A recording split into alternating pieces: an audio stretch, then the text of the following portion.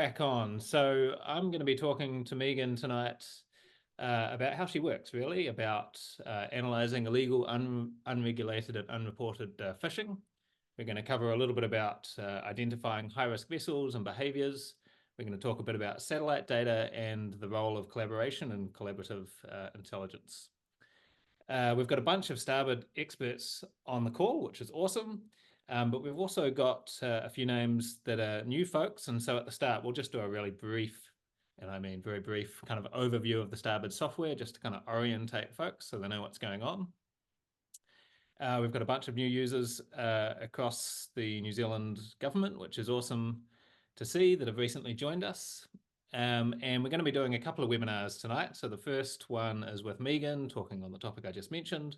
And the second is going to be with Maritz, another expert oceanographer and sales engineer at Starboard, who's going to be discussing more about sort of persistent satellite monitoring and planning for high-risk areas of interest, with a focus on asset protection. As we go along, as always, for those who have been to webinars before, drop any questions in the Q&A. Questions are great. We'll do our best to answer them as we go. We'll either do that over text, or we'll answer them live. If we don't get to them, we'll make sure that we follow up with you. So absolutely fire them in there. I'm going to hand over to Megan to introduce herself. Awesome. Thanks, Andy. Welcome, everyone. Thanks for coming to the webinar. So as a brief intro of myself, my name is Megan, and I have recently started at Starboard as a Maritime Domain Awareness Analyst. After having previously worked for the Australian Defence Force as a Signals Intelligence Analyst, and then the Australian Fisheries Management Authority as a Fisheries Intelligence Analyst, working in sort of like the more international space with RFMOs.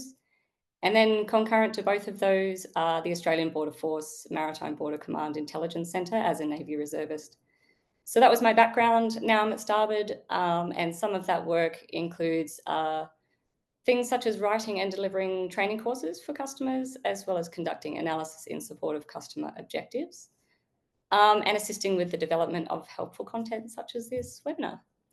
As an example of some of my business as usual, I do a lot of work with the Forum Fisheries Agency on how to use Starboard for fisheries risk analysis, as well as operational intelligence and collaboration. So that's kind of along the lines of what we'll be looking at today, actually.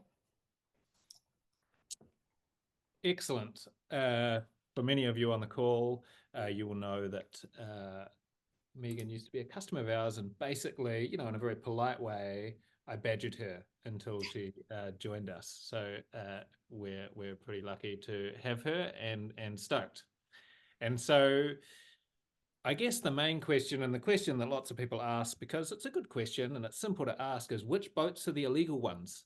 And everyone knows, or a lot of experts on this call know, that if only it was so clear and simple. But the reality is that there is quite a lot of variance in what even constitutes kind of risk, and illegal, unregulated and unreported fishing across the globe, and different areas tackle different issues, from dark vessels to underreporting and so on and so forth.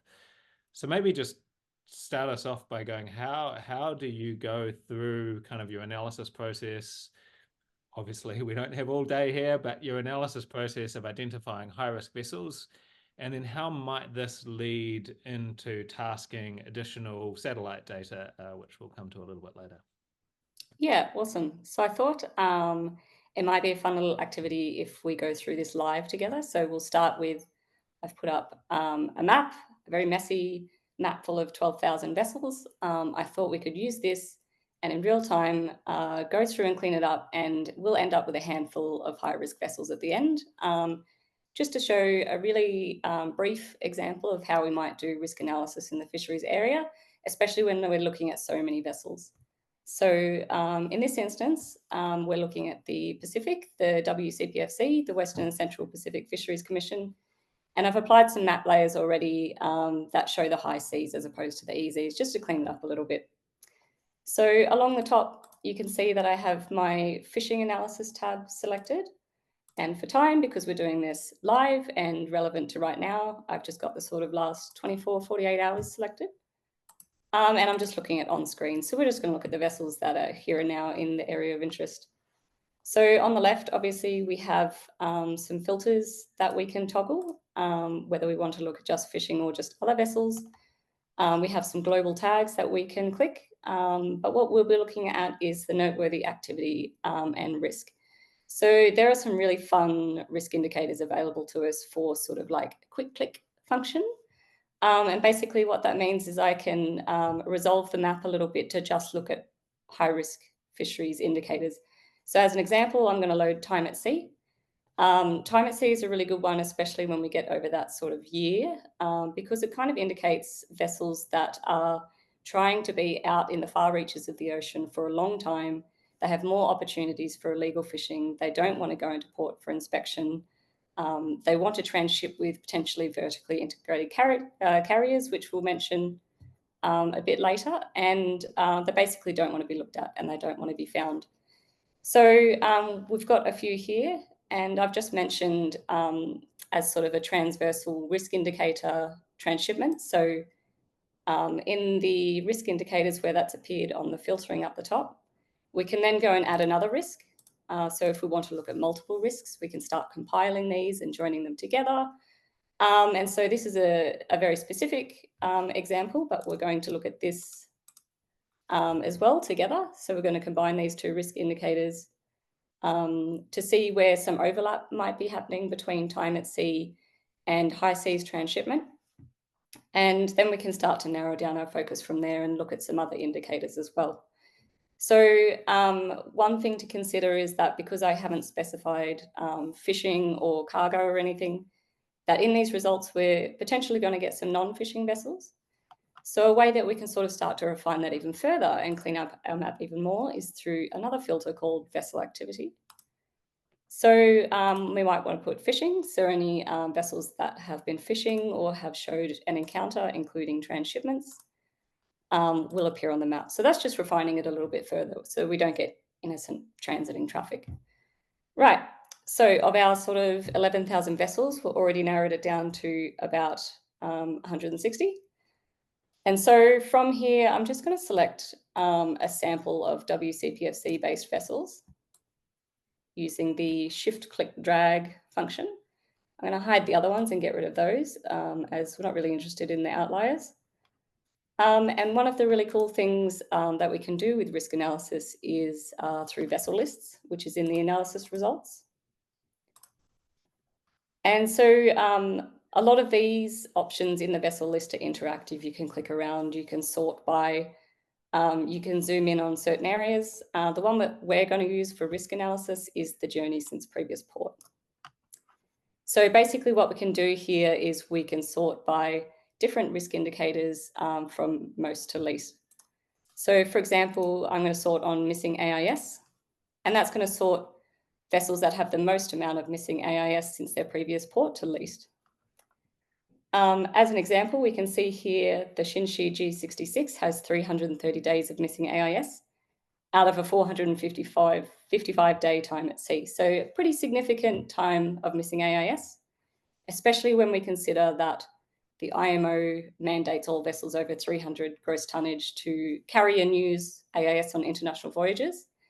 So that seems to be too much missing AIS for a vessel. And to check its tonnage, we can look at its licensing. So obviously all of the fishing licenses are also loaded into Starboard, and so we can cross-check that really quickly and really easy. So here we have a 800 gross tonnage vessel, so it should really be using AIS much more than it currently is.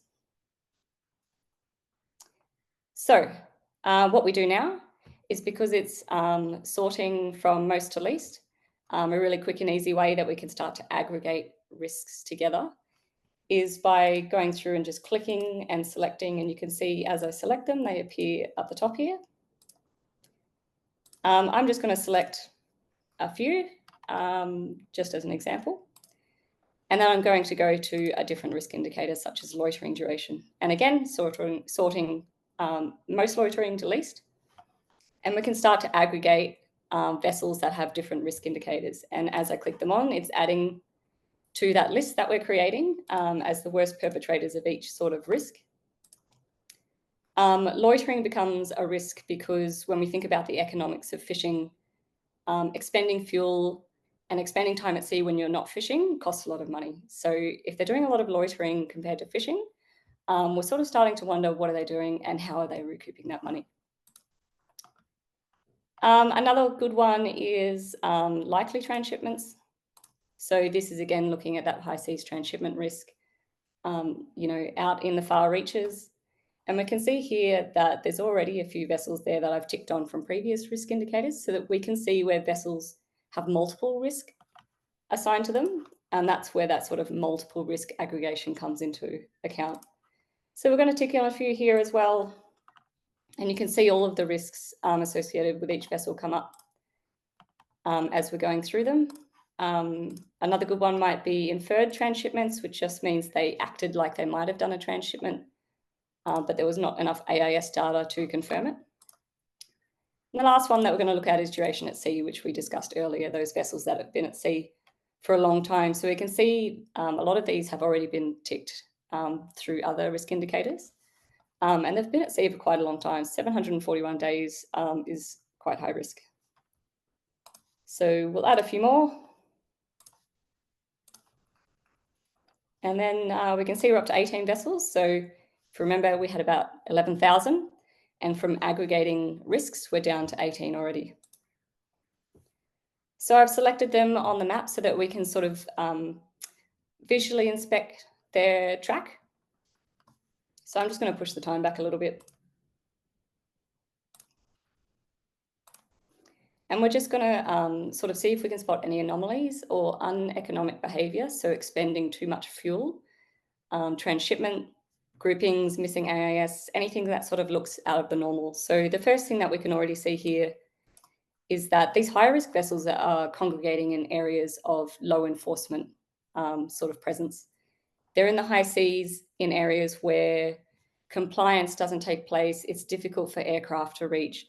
Low oversight. They're not using many ports. They're staying at sea for a long time. So that's already something of interest, that these areas of the ocean, this might indicate that these areas of the ocean need more sort of attention. So one thing of interest is we can see a few vessels acting uneconomically. A good one that I can see here is the Lurongyanyu 778. We can see that it has, if we push the time back a bit, it has a transshipment event here, which is indicated by the red arrows on the high seas, but its original fishing grounds were down here in PNG. So we know that Rabaul here is a common transshipment port where a lot of vessels pull in. This fishing vessel has gone from the fishing grounds, bypassed port, which is the closest place to pull in, gone all the way to the high seas. So this is something that's considered uneconomic, expending a lot of fuel to go to a different area. So we might think, why did it not pull into port, which is much closer? Is it trying to avoid inspection? Is it trying to transship with a carrier that it's vertically integrated with? These are some things that we can sort of think about.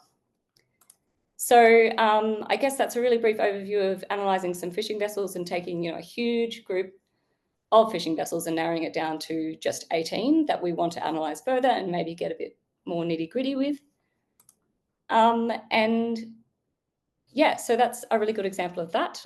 So I'll check back with Andy for a moment and make sure we haven't fallen asleep. I have not fallen asleep. I'm trying to keep up. That was a mind-blowing amount of analysis going on pretty quickly. So I guess the short of it there is you're kind of just looking at the two primary factors, time at sea and the likelihood of transshipment. Is that specific to the WCPFC, or is that sort of more universal kind of indicators that you'd be looking at in different areas as well? Yeah, so these are pretty universal indicators, which is why I chose them, is that they're not specific to these areas, is that they can be applied to, other far reaches of oceans, IATTC, IOTC, all of those sort of other areas. We can use these same risk indicators because they're fairly universal. Yeah, awesome. I get it. All right, if that was it for questions, I move on if you want. Keep going. I'll just have a quick look at the questions. I think we've covered a couple of AIS questions. If you've got any others or any other specifics for Megan, just, fire them in, but I can truck on. All right, awesome. So a different way that we can look at risk other than looking at the fishing vessels is when we're talking about transshipment. One thing that we can do is we can look at the vessel type instead. So if we're talking about transshipment, maybe we want to look at the vessel type as a filter, as RFMO registered fish carriers. This filter is super handy because it filters out all of the extraneous cargo vessels and we just get the RFMO fish carriers. So we're going to put that one on and get rid of our other vessels. But before we do, just sort of remember the locations broadly of these vessels and where they're operating for when the carriers are loaded. And we're going to change the time range a little bit to look at how they've sort of been interacting in the last month or so. This will give us an idea of what's normal and what's anomalous. So track history is always a great way of looking at anomalous activity and changes in behaviour. So already we can see on the left of the screen that there is a large cluster of activity, which is fairly normal. A lot of transshipment ports there, a lot of purse seine activity. That's fairly normal activity. When we remember the locations of those higher risk vessels out in the broader areas of the WCPFC, trying to avoid attention, trying to avoid inspection, we can see some carriers also out here as well. So they might be carriers that we want to look at. But first, the most glaringly obvious activity here is this little grouping. So this one looks a little bit like a search and rescue style pattern with that very rudimentary sort of grid style pattern. This vessel is a fish carrier. It's a South Korean fish carrier, and it is a vessel that we have written an article on before, and that Francisco Blaha did some great blogs on. So this is the article that we've written. Francisco Blaha also wrote some really great blogs on it, and basically it was found the Sunflower 7 in this instance, which is the fleet mate of the Lake Win, was found to be illegally setting fads in these large geometric patterns.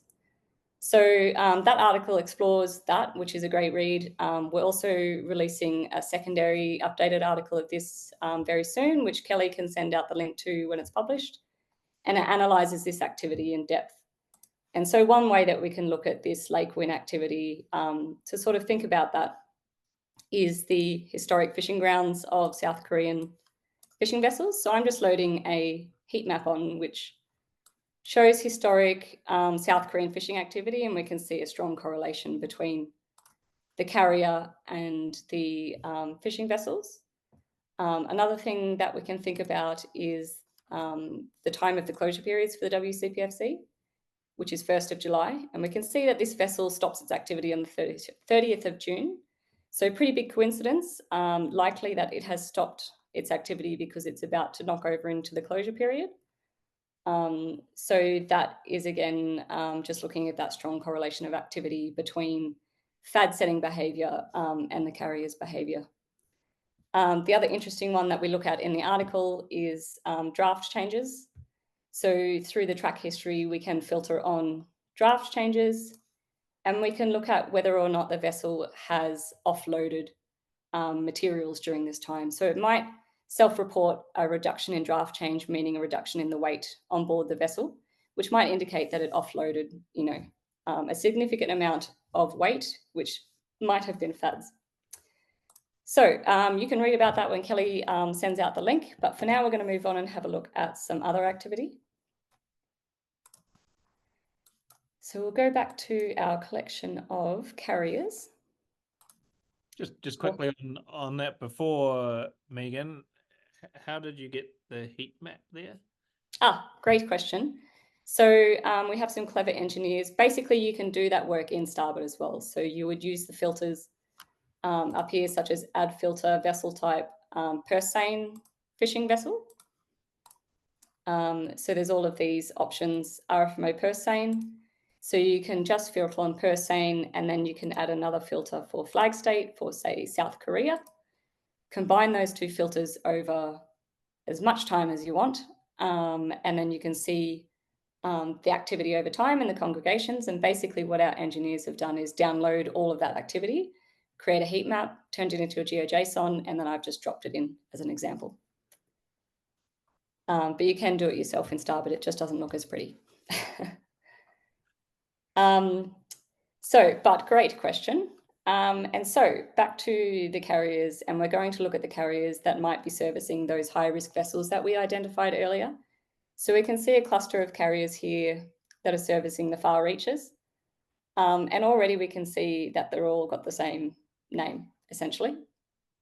And one of them even has a risk indicator pop up here. And so Starboard likes to flag when a vessel's AIS is inconsistent with its IMO registration, which can indicate that a vessel might have changed name recently or changed flag recently. So these are all risk indicators in themselves of when vessels are maybe trying to obscure their identity or obscure their ownership.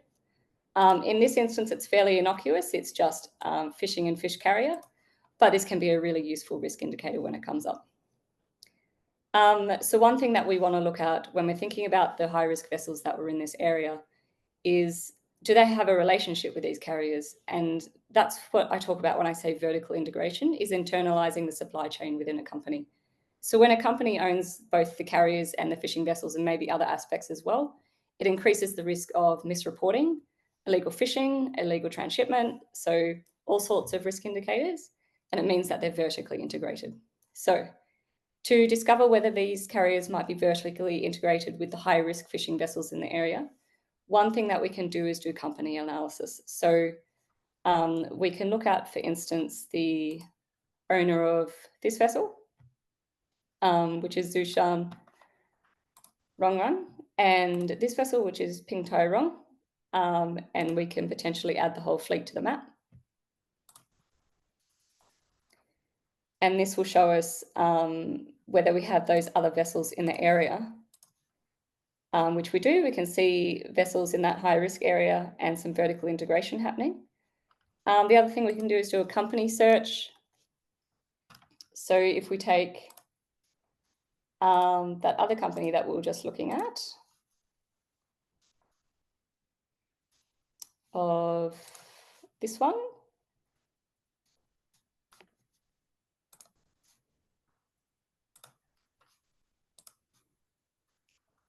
so we can take that company name and instead search it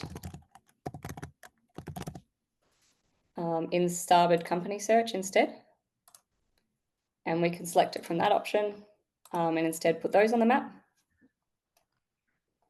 And the third option we have is to take all of the companies and all of the information and dump it all into Starboard all at once. And the way that we would do that, if we want to combine multiple companies and networks, as an example, is this free open source tool called Triton, which is developed by C4ADS, specifically for network analysis. So it really just aids us in delving into beneficial ownership, delving into fleet relations, all of the things that are difficult by themselves. And you can see they've already pulled out beneficial owners, shareholders, company relations, and the entire fleet. So if we combine those fleets that we were looking at of those carriers, combining multiple companies, you can click download as a CSV. And then what we can do is we can drop that CSV, which has a combination of fleets, onto the map. And so now we've got all of the relevant vessels for all of these carriers. And so the last thing that we're going to look at is we're going to have a look at how these carriers interact with each other to see if these two companies might be related and how they operate at sea and whether there's any other sort of anomalous movements that we can pick out.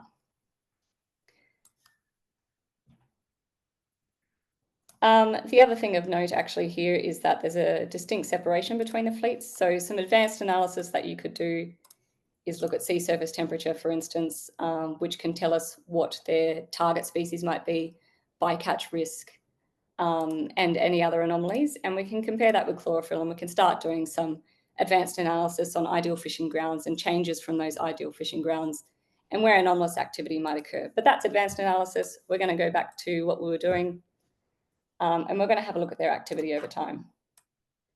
So what we can see here is some distinct fishing grounds and the carrier here coming in. You can see the fishing vessels in the fleets moving towards it, conducting transshipments. And interestingly, these vessels then start moving to port, which is odd because they've just transshipped at sea. So we have to start asking questions like, are they transshipping at sea because they're, one, vertically integrated, and two, trying to avoid port inspection? Is there some misreporting happening here that they're avoiding by transshipping at sea before they pull into port? So that's something we can ask of that specific activity. We can then also see the other carrier coming in here to take over. Takes over there, and we can see some vessels start to congregate towards the carrier and start to follow it around. And keep an eye on this carrier here while we click on this other one as well. The vessels all congregate and follow the carriers around, which is really interesting. You can see the carrier go and all the vessels come with it. So this sort of behaviour is really interesting when we're considering operational tasking, especially because these areas are really hard to get to. It's hard to send aircraft there. It's hard to send ships there. It's hard to send people there. So something we consider with this sort of phenomenon of vessels congregating around carriers is we can start to think about satellite tasking, especially things like high resolution tip and cue. So tipping an MMSI to a satellite to take high resolution pictures. And then we can sort of build a picture of what's actually occurring in that area, VMS compliance, transshipment compliance, and the like. And I guess I should ask Andy, actually, how are you with all of the satellite stuff? Did you want me to delve into a bit of satellite information? Yeah, yep, I reckon. I think that it's probably a good thing to point out that this is the kind of work that you're doing with customers all the time.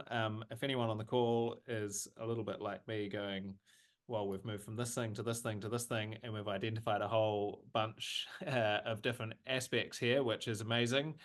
This is the kind of work that Megan does with our customers all day, every day. So absolutely, it's bread and butter for her. But yeah, like I said, kind of get in touch with the questions afterwards if you want to sort of go through this in more detail or go through it a bit slower. And then I think, yeah, we should move on to satellite data. And I guess it's kind of a little bit like the question at the start, like, where is the illegal boat?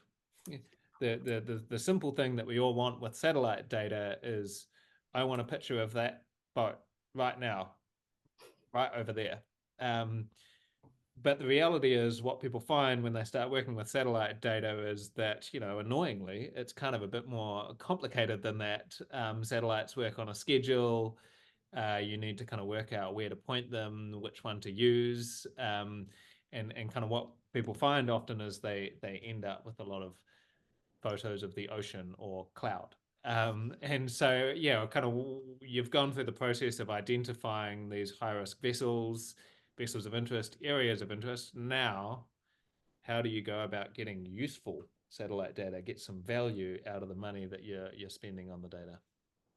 Yeah, a really good question, especially value for money. You really need to think about what satellites you're tasking and for what purpose.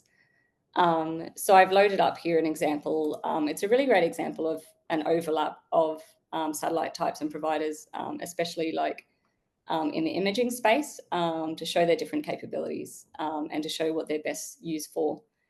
So we can see on the left here that on this particular day, we have a number of collections from different providers and different types of satellite. And we can also see the footprints available as shadows on the screen. So we can either click the detection to show, or we can click a shadow footprint to show the results. And so basically what I've just displayed is the difference between two different providers and two different satellite types.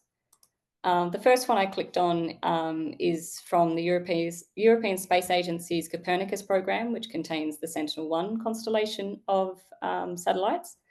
And this provides synthetic aperture radar. And basically what that is shooting emissions from space, electronic emissions in the form of radar.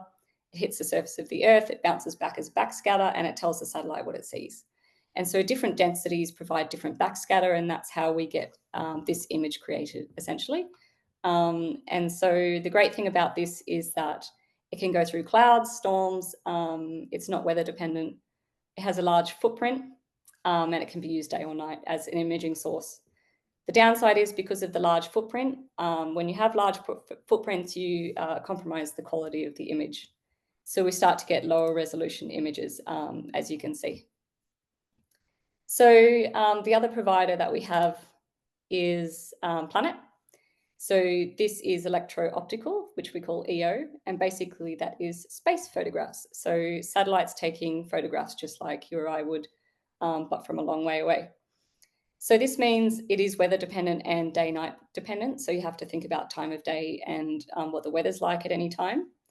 You can also see that for this specific constellation, for this specific mission, which is PlanetScope, you can see that the footprint is a little bit more obscure as well. The previous footprint was a few 100,000 nautical miles squared in size. This one's a little bit smaller and a little bit more obscure. So that's something to consider as well.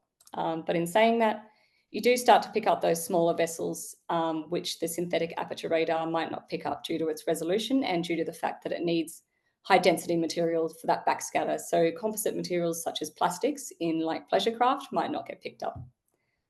And the last provider that we're going to look at is super high resolution, but super small footprint, which is in the background here. So you can see that tiny footprint come up, which we'll zoom in on now.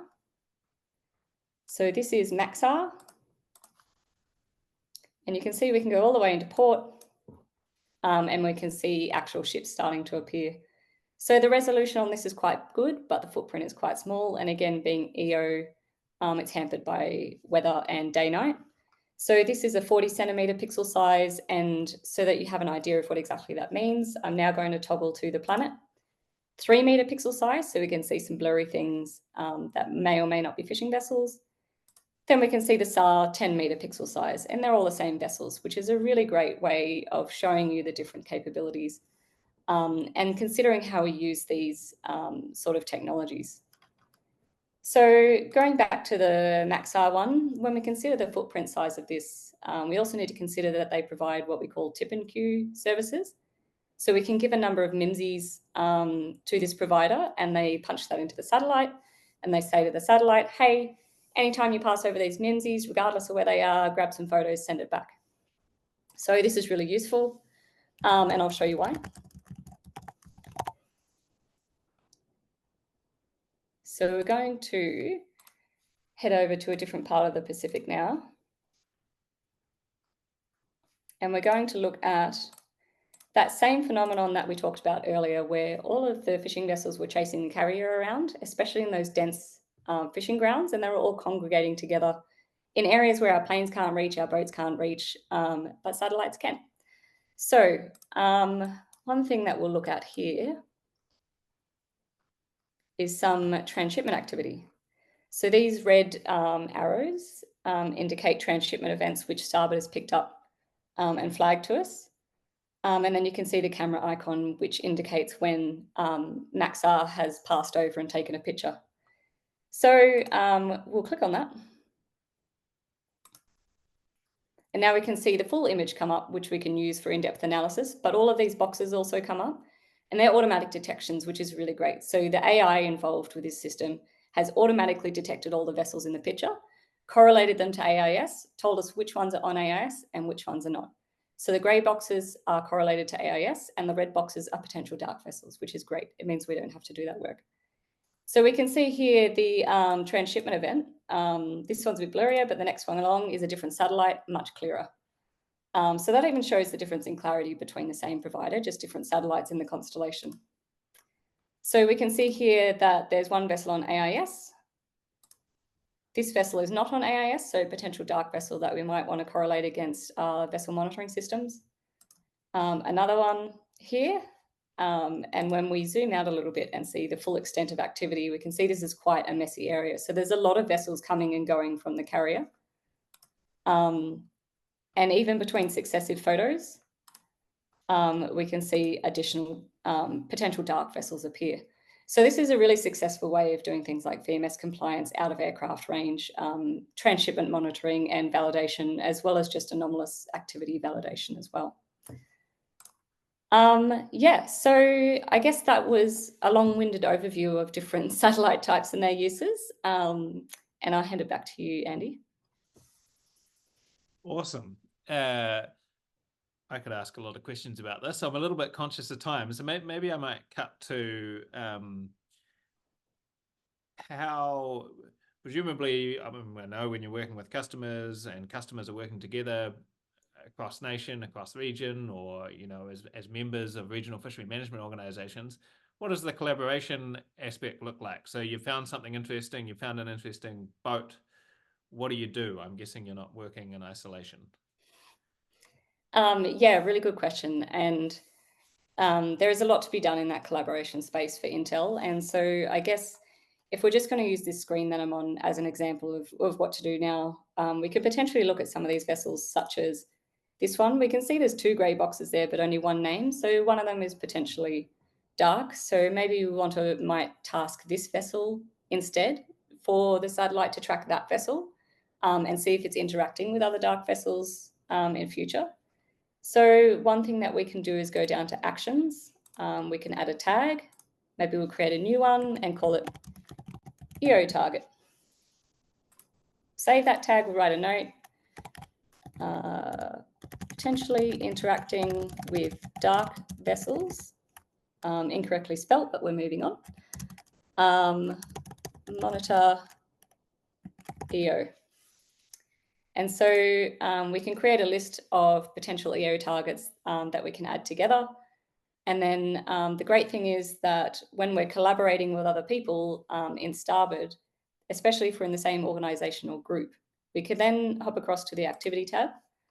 And we can then see that I've started tagging those vessels. So you can see my EO target has now come up in the activity page. So everyone can sort of see what I'm doing, follow what I'm doing, and sort of start tagging their own as well.